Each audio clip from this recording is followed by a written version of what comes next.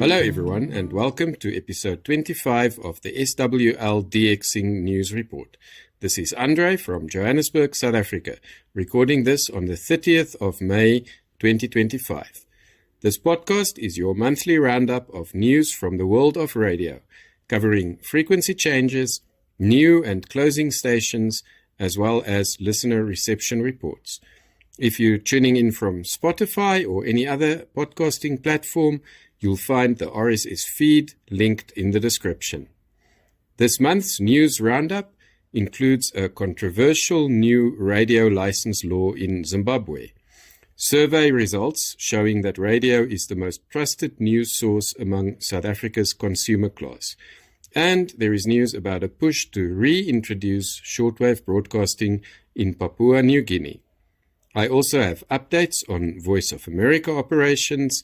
There is news about a lawsuit filed by NPR, the end of Radio Free Africa's medium wave signal, changes at Republic of Yemen Radio, new shortwave relays from Vatican Radio, and upcoming frequency additions from World Music Radio in Denmark. I also have reception reports from Goranko in Serbia, Sebastian in Germany, and Robert in the United States of America. Let's begin in Zimbabwe, where a new law is stirring controversy.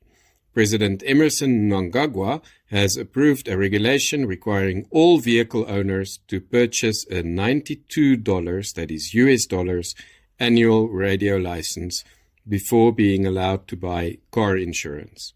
The stated aim is to increase funding for the state broadcaster, the Zimbabwe Broadcasting Corporation, or ZBC. Critics, including motorists and opposition parties, argue the fee is excessive, especially during difficult economic times. A government spokesman, however, described the law as necessary and fair. ZBC is heavily reliant on license fees and government grants, with some revenue from advertising, but compliance has long been an issue. There are around 1.2 million registered vehicles in Zimbabwe, yet only 800,000 are currently insured. ZBC has struggled over the years to get citizens to pay TV and radio license fees. From South Africa, results from the 2024 Brand Map survey show that among the country's middle and upper income households, radio remains a highly trusted news source. In a sample of over 33,000 adults, 40% said they get their news from the radio. This is just behind online sources at 43%. In terms of trust, radio ranked highest at 44%, followed closely by television at 43%. Trust dropped notably for newspapers to 33%, and even more so for online and social media platforms. Lance Rothschild, general manager of the independent news provider Bulletin, emphasized that trust is a two-way relationship. News bulletins, he says, serve as both appointment listening and time markers for daily routines. That's why radio stations schedule news reliably at the top and middle of each hour. In Papua New Guinea, the National Broadcasting Corporation, NBC, is working on reintroducing shortwave radio. This is part of the government's goal to achieve 100% broadcast coverage by 2030. NBC recently hosted its first workshop on the project, attended by government departments and other stakeholders. Managing Director Cora Nu said the initiative will help reach rural and remote communities.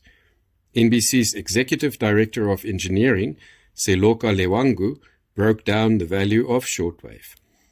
FM coverage is limited to areas with line of sight. Medium wave covers regional areas, but shortwave, that reaches countrywide, crucial in a nation with rugged terrain and scattered islands, said Lewangu. On June 19, 2025, the commemorative Armstrong broadcast station WA2XMN will return to the airwaves on 42.8 MHz from the historic Alpine Tower in Alpine, New Jersey. This site holds significant historical value as the location where Edwin Howard Armstrong conducted pioneering FM radio experiments in the 1930s. The upcoming broadcast celebrates the 20th anniversary of the Armstrong Memorial event, honoring Armstrong's contributions to FM radio. Utilizing a restored 250-watt phasitron transmitter, the station will air programming from the 2005 event, including discussions and interviews related to Armstrong's legacy. On May 27, 2025, National Public Radio in the US, NPR, along with 3 Colorado public radio stations, Aspen Public Radio, Colorado Public Radio, and KSUT Public Radio, filed a federal lawsuit challenging an executive order issued by President Trump on May 1. The order aims to terminate federal funding for public media entities like NPR and PBS, citing alleged biased reporting. The plaintiffs argue that this action violates the First Amendment rights of free speech and press, as well as the Public Broadcasting Act of 1967, which safeguards public media from federal control. NPR CEO Catherine Mayer described the order as retaliatory and discriminatory against protected speech. Related to Trump's assault on the media, there is also news about Voice of America. According to Politico, dozens of employees at VOA will receive notices of termination in June, part of a round of reductions that are planned for this summer. The move comes under the Trump administration, which has been reshaping US-funded international broadcasting. VOA remains off-air on shortwave, although there appears to be some streaming and some reporting online on the VOA website. So right now, the future of Voice of America is anything but clear. Terminations have been announced. There are programming changes being hinted at, but what will happen and what the future will hold is still very much unclear. The only thing that is clear is that currently on shortwave there are no VOA programs left. Now on to some frequency and broadcasting news. There are some interesting changes to share this month. Radio Free Africa, based in Mwanza, Tanzania, has gone off the air on medium wave. They used to transmit on 1377 kilohertz from a strong 50 kilowatt transmitter. The signal was heard widely around Africa and around the world at night. The station transmits in the Swahili language, and it seems to be that it is now broadcasting only on FM, on 89.8 megahertz. Republic of Yemen Radio on 11935 kilohertz, transmitting from Jeddah, Saudi Arabia, has also seemingly scaled back operations. It has been heard recently for about an hour between 1400 and 1500 UTC, although not even every day. Previously, this station could be heard for most of the evening here in Johannesburg, South Africa, where I am, and across the Middle East. There is also some news from Vatican Radio. Vatican Radio is now relaying programs via Madagascar. On Sundays, there is a transmission in Swahili between 1600 and 1630 UTC on 13830 kilohertz to East Africa from Madagascar, and then there is a daily transmission to South Africa between 1630 and 1700 UTC. This is in English, also on 13830 kilohertz. World Music Radio, based in Denmark, will be adding 2 new frequencies starting July 1st. These are 3965 kilohertz at a power of 400 watts and 25820 kilohertz at a power of 100 watts. These join their existing frequencies, namely 5930, 15700, and 25800 kilohertz. Despite the low power, WMR has been heard globally, including here at my own location, where I have heard them on 15700 kilohertz and 25800 kilohertz. Now, on to your reception reports. The first one is from Robert. He is in Oakland, Tennessee. He used an Eaton Elite executive radio with just the whip antenna. These are the stations that he heard. On 22 May, WRMI Radio Slovakia International at 0027 UTC on 5850 kHz in English from Okeechobee, Florida, SINPO of 45444.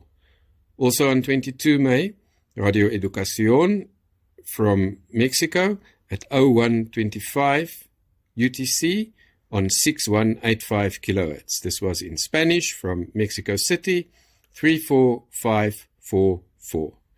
On 23 May, Radio Taiwan International at 1034 UTC on 9715 kHz. In Korean from Baochung, SINPO of 33333. Also on the 23rd, China Radio International at 1106 UTC, frequency of 11875 kHz. This was in the language Chaozhou from Kunming, SINPO of 44333. And also on the 23rd, Reach Beyond Australia at 1309 UTC on 15460 kHz. This was in Tamil from Kununurra, SINPO of 4434. On the 24th of May, Radio Romania International at 0016 on 11620 kHz. In English from Tiganesti, SINPO of 43333. Also on the 24th, Radio Nacional da Amazonia at 0109 UTC, frequency of 11780 kHz in Portuguese from Brasilia, SINPO of 33333. And also on the 24th, Radio Exterior de España at 2021 UTC on 17715 kHz in English from Noblejas, SINPO of 45444. Then the following three stations were heard on the 25th of May. Voice of Turkey at 0044 UTC on 9870 kHz in Portuguese from Emirlir in Turkey, SINPO of 33443. Mongolian Radio 2 at 0109 UTC on 7260 kHz in Mongolian from Ulaanbaatar, SINPO of 44334. And China Radio International at 1022 UTC on 11905 kHz in English from Jinhua, SINPO of 34433.